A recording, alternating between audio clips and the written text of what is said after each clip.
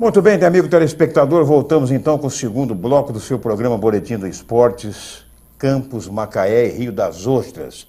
A melhor imagem também em HD. E eu estou, como anunciei, aqui com o Sidney Ribeiro, jornalista, comentarista esportivo, né? E também funcionário antigo da Infraero, né? Já está aí, conheci Sidney aí, garotão, Sidney já está com os cabelos assim, tanto ou quanto grisalhos, não é verdade? E tenho o prazer também de receber aqui o diretor da Infraero aqui em Campos, né, o Romano, não é? Que é um paulista, né? Quer dizer, um paulistano, né? Da capital, né? Mas radicado há muitos anos no Rio de Janeiro e desempenha hoje uma função importante aqui em Campos, que é justamente a superintendência da Infraero.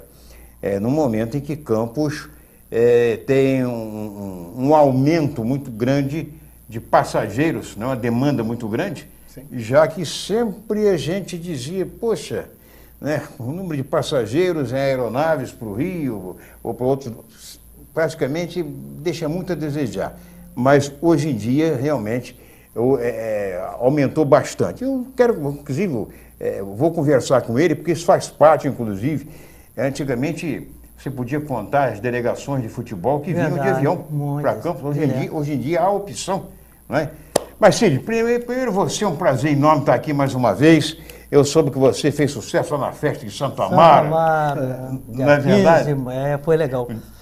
Na Baixada, né? Na Baixada, é. Uhum. Bom dia, Luiz Cândido. Boa tarde, né? Vamos botar tudo aí. Boa tarde. A gente está muito feliz, obrigado pela oportunidade de mais uma vez estar aqui na Terceira Via, no nosso Boletim de Esportes. E sempre que você quiser, a gente vai estar aí com o maior prazer. A Festa Santo Amaro é uma festa muito tradicional, eu acho que caiu um pouco em relação à movimentação, porque é uma época muito quente, né? Sim. E nós tivemos o desfile de bandeiras, tivemos a cavalhada, à noite deu bastante gente, mas é um movimento muito bom, esse movimento equestre, que eu gosto muito, onde eu vou, levo meu cavalo, participo com a turma. Tivemos lá mais de 40 cavaleiros no desfile de bandeiras, que é um negócio muito bonito, muito interessante, representatividade das bandeiras de todo o país, também dos países de fora, e a cavalhada, que já é tradicional. Tradicional. Foi um negócio muito bonito. Quando é que vai ter, assim, alguma cavalgada? Cavalgada que você não só um dos organizadores, como também o locutor oficial. A gente puxa as cavalgadas, geralmente montada, né, cavalgando com o microfone sem fio. Hoje a tecnologia oferece isso. Oferece, né? É claro. E a gente vai no meio da galera, dos Cavaleiros de Amazonas, fazendo. Agora em janeiro, final de janeiro, nós temos. Em fevereiro vai ter no Açu, Zezinho lá do Açu vai fazer a dele. E depois vem a da Penha, de Quissamã, e por aí segue um cronograma aí, uma agenda de cavalgadas durante todo o ano aí, que a gente vai, reúne a galera, e monta a barraca, e leva churrasco, para poder bater papo lá. Muito bom, sabe? E quando estiver mais próximo, você faz aquele contato aí, que a gente coloca a nossa Ellen Rocha, da Terceira Via Rural, que ela adora isso, fazer uma cobertura, né, desse legal. evento da Baixada, porque, sem dúvida alguma, é muito importante. Mas falando de esporte, falando de futebol do Rio de Janeiro continua deixando muito a desejar, né, Cid? Luiz Cândido, ontem eu estava olhando sobre isso e vendo que o Botafogo no primeiro treinamento, jogo treino, perdeu para o Gonçalense. Então, por aí já dá para ter uma ideia do que vai vir pelo ano aí, né? Fez a proeza, né? Fez a proeza de perder por Gonçalense, nada contra, mas você equipara um Botafogo com o clube que mais cedeu jogadores da seleção brasileira. Isso, né, Luiz? Exatamente. Você conhece muito bem, Romão também, e agora vive esse momento aí conturbado. Fez uma seleção dos melhores jogadores da Série B para disputar a Série B, mas perder para o Gonçalense é uma coisa realmente que deixa preocupado. O Flamengo também, o Vanderlei, que é um treinador estrategista, muito bom, competente. O problema de Vanderlei são as panelas, os interesses dele exclusos, mas ele, como treinador, é muito competente, a gente sabe disso, sabe montar o time. E o Flamengo também não está bem nesse início. O Fluminense perdeu de 3 para o Bayer Leverkusen da Alemanha, quer dizer, os clubes do Rio estão nesse início de temporada aí, deixando seus torcedores muito preocupados, enquanto os paulistas, com dinheiro em caixa, ou devendo, mas fazendo os enrolos deles, estão lá reforçando. O Corinthians, por exemplo, só compra jogador de 20 milhões, 30 milhões, e o nosso futebol está aí embaixo aí. Exatamente, e me parece que o Fluminense também, no caso, se sair o Conca, e ninguém sabe se o Fred fica também, se não fica, eu acho que também o time vai se ressentir bastante. Mudou muito o Fluminense, eu estava vendo o jogo, o Fluminense foi totalmente dominado, é bem verdade que lá estão na intertemporada, mas jogaram o primeiro semestre, né, uma competição, então estão fazendo esse giro por aí, estão mais preparados, mais treinados, fisicamente inclusive, mas o Fluminense tecnicamente foi muito mal, e eu acho que precisa melhorar muito. Perdeu o patrocinador Master, né? Quer dizer, que investia muito no clube. E agora vai sofrer aí as circunstâncias do próprio Botafogo, do Flamengo, sem uma equipe de qualidade. A situação é muito delicada também do Fluminense, que vai ter essa transição, né? E outra coisa também, o Sidney e o Romano também, que radicado no Rio de Janeiro durante muitos anos, gosta de futebol, deve ter frequentado o Maracanã, na época que o Maracanã era Maracanã realmente, que tinha aquele... Finais Flamengo e Vasco, muito... Milhares e milhares de torcedores, né? Eu estava vendo média de público do ano passado, do Carioca, 2.600, 2.800, é brincadeira. Mas o Vasco da Gama, o Vasco está contratando, mas está contratando...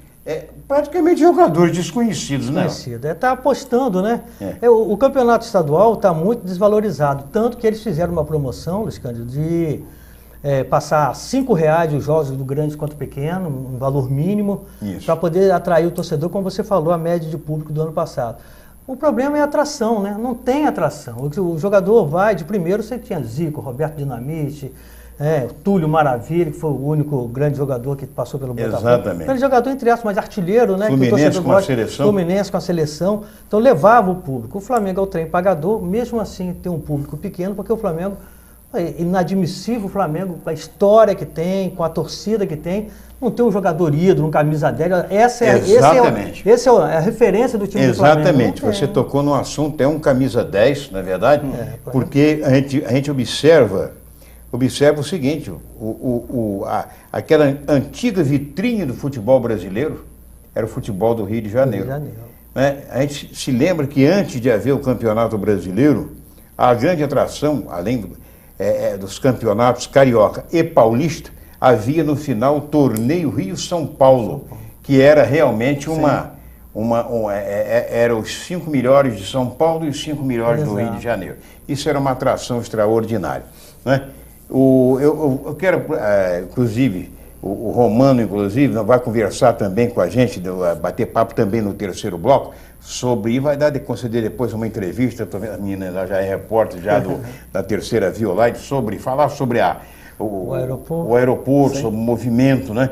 Que sem dúvida alguma isso é muito importante. O primeiro time que veio a Campos, eu me lembro, que veio de avião, a delegação foi do Palmeiras para jogar com Campos aqui no estádio do Goitacás.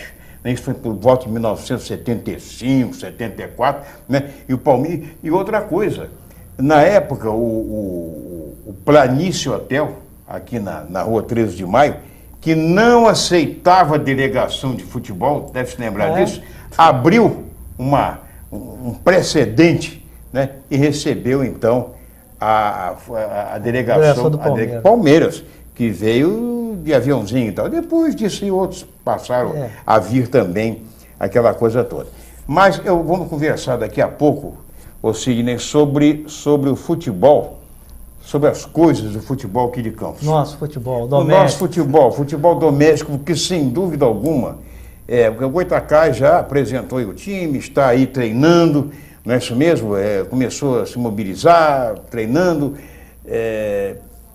O americano hoje, daqui a pouco, e vai apresentar o seu plantel, já anunciou o treinador, enfim, a apresentação, lembrando que nós estaremos presentes, vai ser lá no no antigo ginásio Eduardo Viana. Eduardo Viana. Exatamente. O Campos apresentou esses dias o seu plantel que vai disputar aí a Série C do campeonato. O Reinaldo é um rapaz muito gente boa. Espetacular.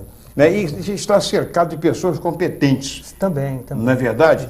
O Marco Brito, eu não conhecia, que é filho de Joélio, que foi jogador de futebol.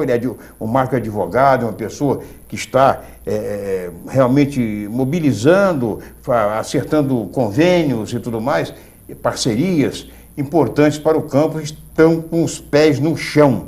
Não é nenhuma aventura, não. Estão com os pés no chão. Tem até ônibus, que compraram um ônibus, está lá com as cores do Campos.